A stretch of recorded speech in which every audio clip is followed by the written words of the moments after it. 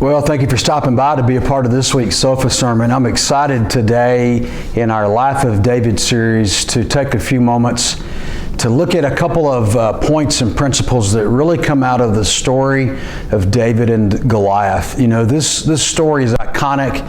It's embedded in our collective consciousness of the idea of the underdog who overcomes overwhelming obstacles and is able to succeed and be victorious. And I think there are some specific things today that we can share regarding that may be a little bit different than what we typically look at. So we have to think of the idea that 3,000 years ago, a young shepherd boy, we believe to be a teenager, steps down into a valley with the Philistine army on one side up on the ridge and the Israeli army on the other side. And he goes down there to confront and ultimately to kill a giant who has been taunting the army of Israel for days and days and days. And, you know, it's just an unlikely thing that a young shepherd boy with no armor, no helmet, no breastplate, no shield, just a sling and a few stones, and he's able to go down there and defeat him. And so there's a lot about this story, a lot of different details that we could go there, but I have to try to imagine that scene in my mind. It must have been really something to witness. So you got to imagine all these men who had been, the Bible said, dismayed and terrified by the presence of Goliath the giant. And they're watching, wondering what in the world is going on that this young shepherd boy who's going to go down there with no armor on and stand before this giant. I'm sure they're expecting him to be slaughtered, and yet David comes out on top, and now this story is just a part of how we communicate when we get to there.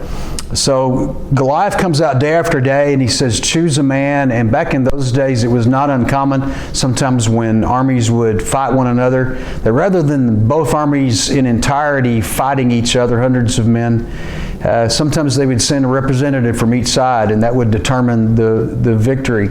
And so Goliath keeps coming, say, choose a man, choose a man. Well, God chooses a man to go down and face this uncircumcised Philistine who is defying the armies of the living God.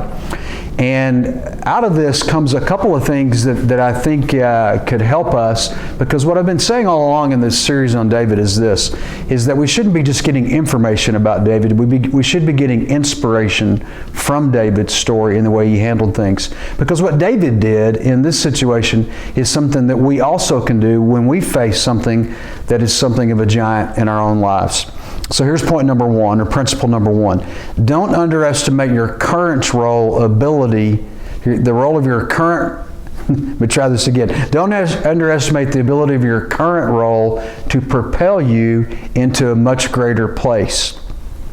David's role as a younger brother who's watching sheep, and therefore he's too young to go to battle, and he has to watch the sheep, and he's just a teenager, and he takes food, and his dad says, you know, that role, him fulfilling that role, is what put him in position to be a giant killer. See, the scripture tells us in different ways, don't despise small beginnings. And what I kind of sense from David is that even when Jesse comes in the chapter before and he meets with David's 7 other brothers first, and David's out there, and they even forget to invite him to the sacrifice with the prophet coming. He's sort of forgotten. David doesn't show up at that scene going, you guys are always leaving me out. You never remember who I am. You never always forget about me. Always out there making me watch those stinking sheep. You never even include me, or you don't even care what I do. Do you know what I do? You should pay attention to what I do. He doesn't have any of that sort of attitude. You don't get any sense of that. And when his father Jesse says, take some food and go and get a report on your brothers and check on them, David doesn't say, well, who am I? Am I just your errand boy? When are you going to let me fight the battle? You don't get any of that sense at all. He embraced his role. He was right where he was. And his role as younger brother and as shepherd is what put him in position to be the one who would then slay the giant. So our current role is always for us something that prepares us for the next step. It is the launching pad, and we shouldn't despise it or fight against it or be frustrated by it. We should live in it and be faithful and do the things that we're asked to do without argument or complaint, and it will put us in the position of where we need to be. So I think it's worth noting that David doesn't complain and that his role puts him in position of being the one who would kill the giant and then ultimately later become king. Principle number 2 is this. David draws on previous victories when he was fighting this present battle. I have to conclude that not in his wildest imagination did David think that when he killed the lion and the bear to protect the sheep, that he would ever use that knowledge to fight a giant down before 2 giant armies in the middle of the valley of Elah. There's no way he could have concluded that. But that's exactly what happened. And David, when he talks to Saul and says, you don't have to worry about this Philistine anymore. I will. If nobody else will fight him, I'll fight him.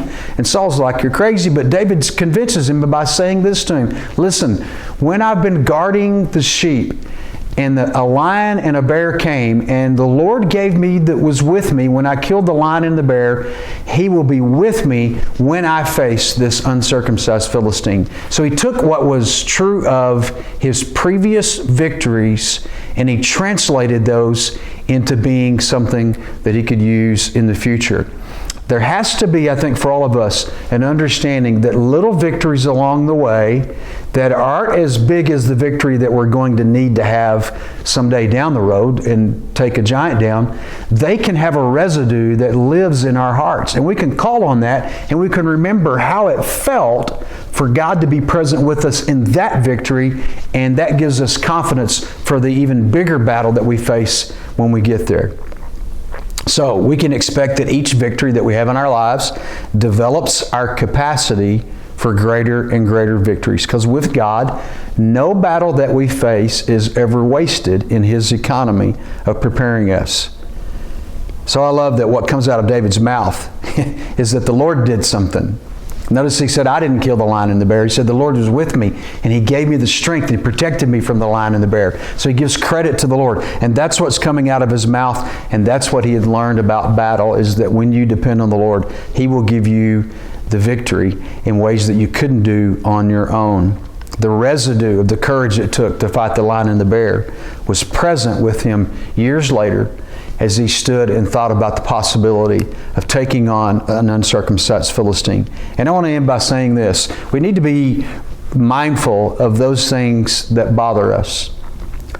David comes onto the scene, the giant, the Goliath, and David had made several trips back and forth, is what it says. He'd been back and forth, but he had not apparently come when the Goliath was coming out in the morning and the evening to taunt the army of Israel. But when he hears it, he can't stand it.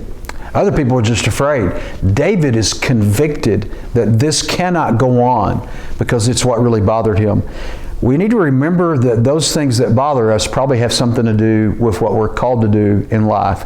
Others around us aren't bothered at all, and we are burdened by it, and that is something about what our destiny is. So I hope you'll consider those ideas, maybe something a little bit different of a slant on what went on in the life of David, and I hope you'll come back next week and be a part of another Sofa sermon. God's blessings to all.